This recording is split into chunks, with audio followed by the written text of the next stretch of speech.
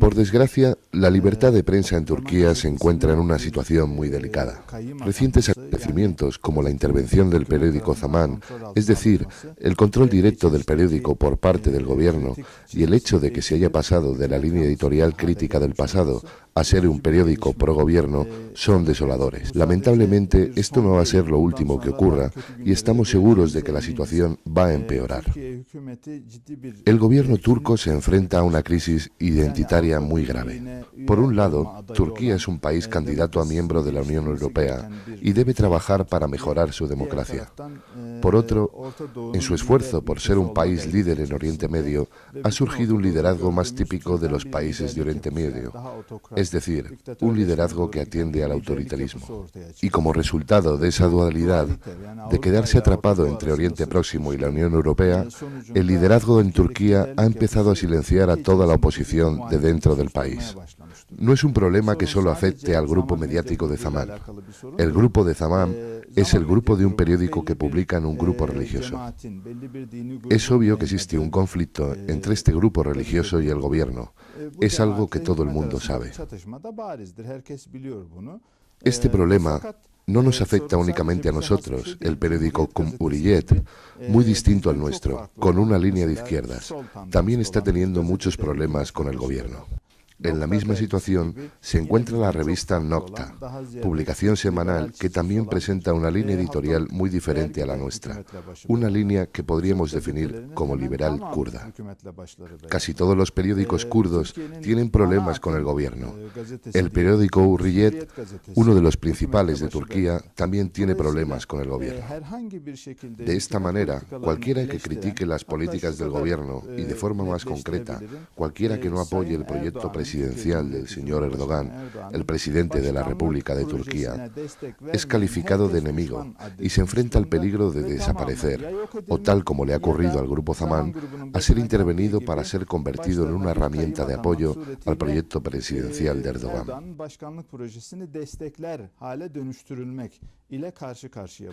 Este proceso irá recrudeciéndose a lo largo de 2016, ya que Turquía ha logrado una posición para hacer un chantaje a los países occidentales debido al problema del ISIS en Siria, y se aprovecha muy bien de esta posición ventajosa, ya que ni la Unión Europea ni Estados Unidos se atreven a alzar la voz contra Turquía de forma clara.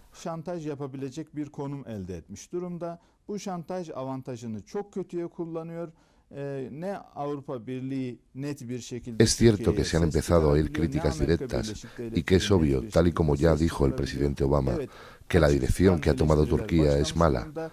Pero nadie desde Occidente ha mostrado la resolución para imponer una sanción a Turquía o transmitirle el mensaje de que se decida cuanto antes sobre hacia dónde se dirige el país. Y mientras no se haga oír una voz de presión a Turquía, es posible prever que se va a silenciar a la prensa opositora con políticas aún más radicales y autoritarias en los tiempos venideros, incluso que se podrá silenciar a partidos políticos.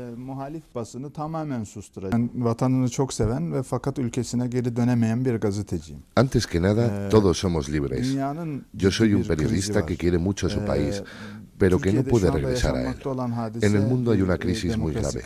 Lo que ocurre en Turquía es una crisis de democracia. Un buen compañero del gremio, el periodista y presidente del Comité to Project Journalists, Joel Simon, acuñó una nueva palabra, democratador. Democratador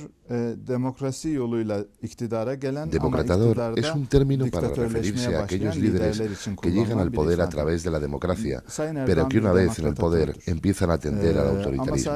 El señor Erdogan es un democratador. No es el único. En Rusia tenemos a otro ejemplo. El señor Putin también llega al poder a través de elecciones.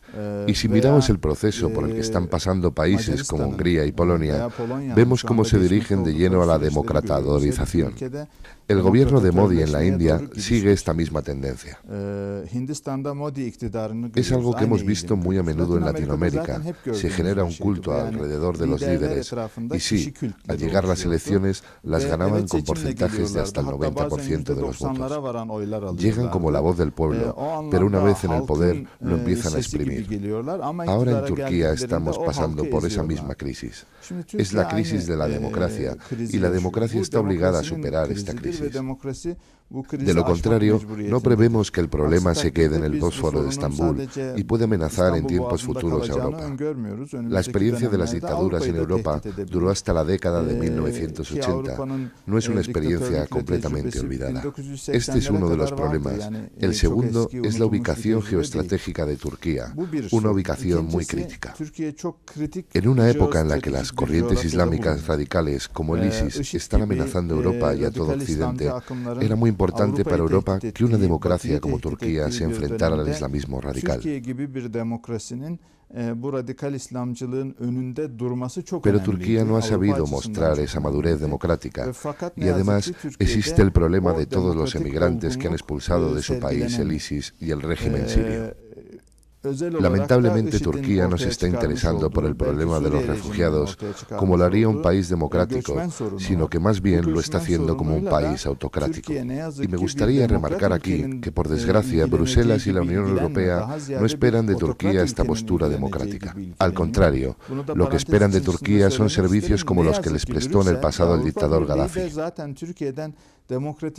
Dicen, nosotros no podemos detener por vías democráticas a estas personas, a estos refugiados. Dejemos entonces que el trabajo lo haga Turquía usando métodos autocráticos. Que no se encargue de ello Grecia, pues es el miembro de la Unión Europea y no puede ser un país autocrático.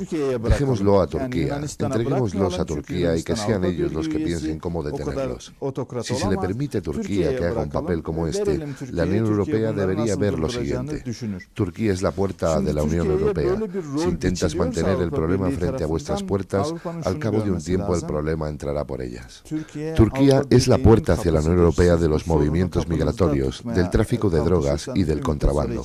El hecho de que Turquía no sea una democracia sólida de verdad conforma una amenaza para la misma existencia de la Unión Europea.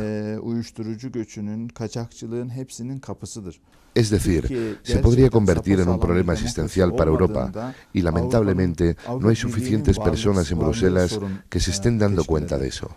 Se basan en políticas reales para salvar el momento. Y eso nos entristece a todos, pues desde 2002 hasta 2011, con el AKP en el poder, Turquía se había convertido en un brillante ejemplo para el mundo islámico gracias a sus éxitos y a las reformas llevadas a cabo para la adhesión en la Unión Europea. Turquía le estaba dando el siguiente mensaje al mundo musulmán: un país religioso, un país en el que el 99% de su población es musulmana, también puede ser un país secular y democrático. Y así se demostraba que la religión del Islam y la democracia secular no estaban en conflicto. También estaba dando el mensaje de que podía haber al mismo tiempo un progreso económico. Es un mensaje que el mundo islámico realmente necesita oír. Todo el mundo vio a Turquía como un modelo a seguir tras la primavera árabe y les pedía a los países que fueran como Turquía.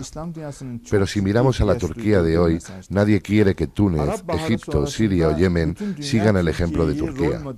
El modelo en sí se está desmoronando y cuando eso ocurre significa que el modelo real también lo está haciendo. Nadie habla de democracia hoy en el mundo árabe. Nadie la quiere. El mejor ejemplo de la democracia participativa, de la democracia que consiste solamente en votar, ha sido Turquía y el resultado ha sido nefasto. En ese sentido, nos encontramos en una situación muy entristecedora. Sin embargo, quisiera remarcar aquí que lo que está ocurriendo en Turquía es algo accidental, es decir, se trata de un error de la historia, un accidente. La nación turca nunca va a renunciar a la democracia. Los problemas que están ocurriendo en Turquía son problemas causados por el actual gobierno. Llegará el momento en el que el pueblo turco sabrá cómo liberarse de este gobierno por vías democráticas y estoy totalmente convencido de que retomaremos nuestro camino hacia la adhesión a la Unión Europea. Bilecektir Türk halkı ve bizim geleneksel Avrupa Birliği üyeliği yönündeki rotamıza geri döneceğimize eminim. Ahora mismo las relaciones entre Turquía y Rusia están tensas.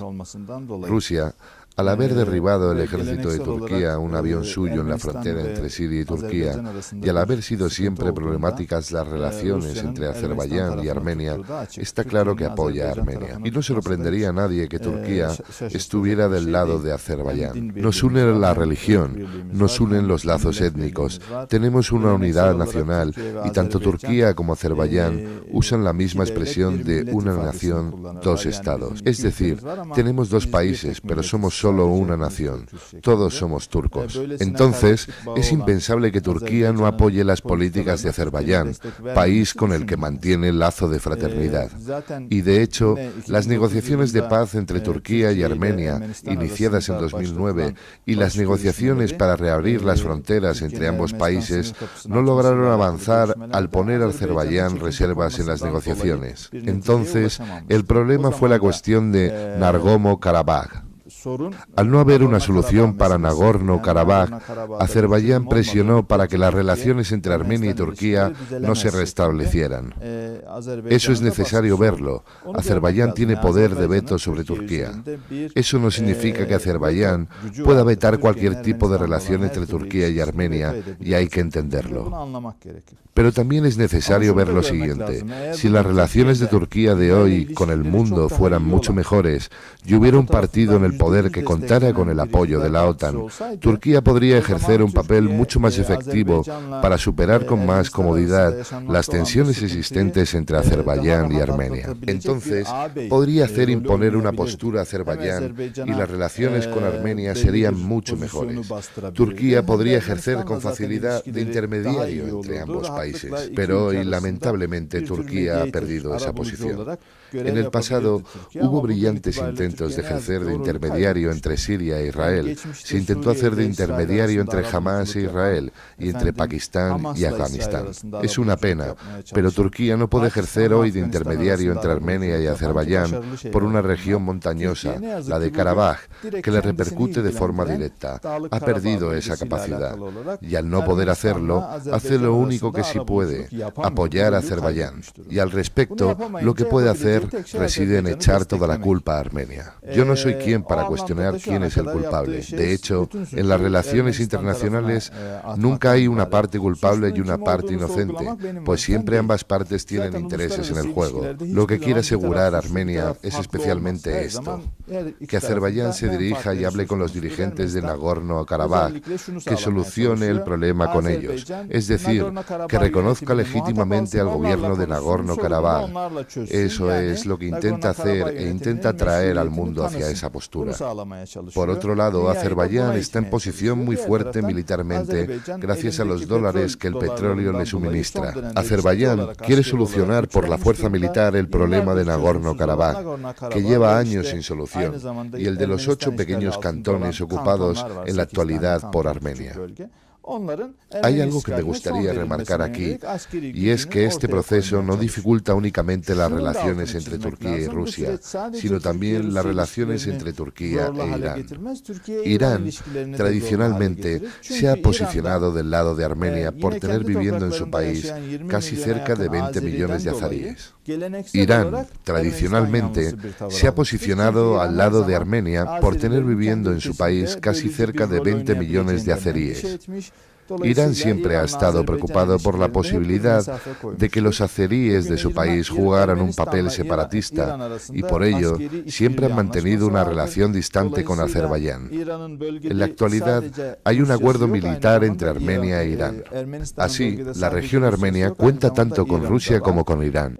Si tenemos en cuenta que, además, entre Turquía e Irán existe una diferencia confesional, sectaria, originada por las diferencias entre el Islam suní y chií, podría decir que un problema como el de Nagorno-Karabaj podría provocar una mayor polarización en el mundo islámico entre los suníes y los chiíes, con un efecto secundario. En esa polarización, Turquía tomaría parte de los suníes e Irán de los chiíes. Por desgracia, como efectos secundarios, lo que en nuestra terminología militar llamaríamos el efecto spillover, el problema de Nagorno-Karabaj tiene el potencial necesario para convertirse ya no en un problema regional, sino global. En un momento así, yo desearía que hubiera en Ankara un gobierno que pensara de forma más moderada, positiva y constructiva. Cuando el señor Ahmet Davutoglu era ministro de Asuntos Exteriores, la política exterior de Turquía fue muy eficaz. Entonces, se seguía la política de cero problemas con los vecinos, aunque había quienes decían que era una utopía. Por lo menos, la intención ya de por sí tenía un éxito. En esa época logramos superar los problemas que teníamos con Grecia. Estuvimos a punto de solucionar el problema de Chipre y empezamos a acercarnos a Armenia. Las fronteras con Siria, Líbano y Jordania prácticamente desaparecieron y se garantizó una unión aduanera. El señor Davutoglu era el mejor líder para Turquía como ministro de Asuntos Exteriores y no consigue nada como primer ministro.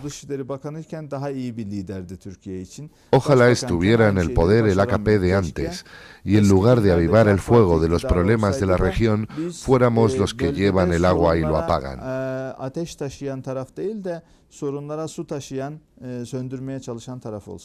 Estamos seguros de que la situación va a empeorar.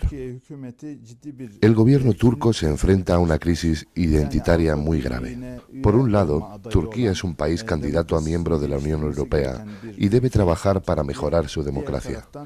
Por otro, en su esfuerzo por ser un país líder en Oriente Medio, ha surgido un liderazgo más típico de los países de Oriente Medio, es decir, un liderazgo que atiende al autoritarismo, algo que todo el mundo sabe. Este problema no nos afecta únicamente a nosotros. El periódico Cumhuriyet, muy distinto al nuestro, con una línea de izquierdas, también está teniendo muchos problemas con el gobierno. En la misma situación se encuentra la revista Nokta, publicación semanal que también presenta una línea editorial muy diferente a la nuestra, una línea que podríamos definir como Por desgracia, la libertad de prensa en Turquía se encuentra en una situación muy delicada. Recientes acontecimientos, como la intervención del periódico Zaman, es decir, el control directo del periódico por parte del gobierno, y el hecho de que se haya pasado de la línea editorial crítica del pasado a ser un periódico pro-gobierno, son desoladores. Lamentablemente, esto no va a ser lo último que ocurra y es liberal kurda. Casi todos los periódicos kurdos tienen problemas con el gobierno. El periódico Hurriyet, uno de los principales de Turquía, también tiene problemas con el gobierno. De esta manera, cualquiera que critique las políticas del gobierno y de forma más concreta, cualquiera que no apoye el proyecto presidencial del señor Erdogan, el presidente de la República de Turquía, es calificado de enemigo y centralismo. Y como resultado de esa dualidad, de quedarse atrapado entre Oriente Próximo y la Unión Europea, el liderazgo en Turquía ha empezado a silenciar a toda la oposición de dentro del país. No es un problema que solo afecte al grupo mediático de Zaman. El grupo de Zaman es el grupo de un periódico que publica en un grupo religioso. Es obvio que existe un conflicto entre este grupo religioso y el gobierno.